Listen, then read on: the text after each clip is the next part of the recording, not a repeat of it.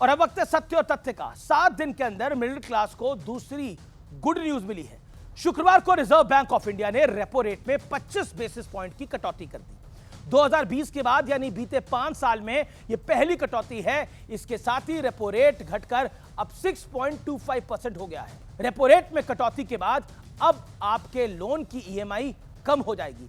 इसका क्या असर होगा, इस बारे में आसान भाषा में जरा समझिए। अगर आपने 20 लाख रुपए का होम लोन 20 साल के लिए लिया है तो उस पर 8.5% ब्याज दर है, तो आपकी ईएमआई अभी 17,356 रुपए बनती है। लेकिन रेपो रेट में 25 बेसिस पॉइंट की कटौती के बाद यह ब्याज दर घटकर 8.25% हो गई है और घटी हुई ब्याज दर पर आपको 17,041 रुपए की ईएमआई देनी होगी, यानी हर महीने 315 रुपए और सालाना 3,780 रुपए की बचत होगी।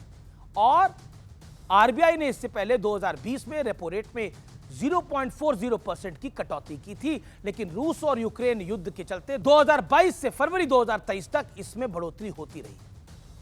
2 साल में रेपो रेट 6.5% पर बना हुआ है और अब इसमें 0.2% की कटौती की गई है।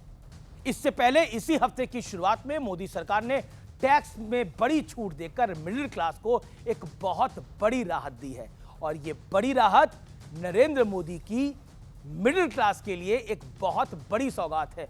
वो मिडिल क्लास जो नरेंद्र मोदी से बार बार पूछता था कि हम आपके साथ 2014 से तटस्थ रूप से खड़े रहे, हमारे लिए आपने क्या किया मोदी जी। शायद ये मोदी जी का रिटर्न गिफ्ट है। कोई 9 लाख सोच रहा था, कोई मैक्सिमम 10 लाख तक की अपनी सोच रखता था, लेकिन नरेंद्र मोदी ने और वित्त मंत्री निर्मला सीतारमण ने 12 लाख तक की आय पे छूट दे दी और अब रेपो रेट में बदलाव, यानी कुल मिलाकर ये सोने पे सुहागा है मिडिल क्लास के लिए एक बहुत बड़ी खबर।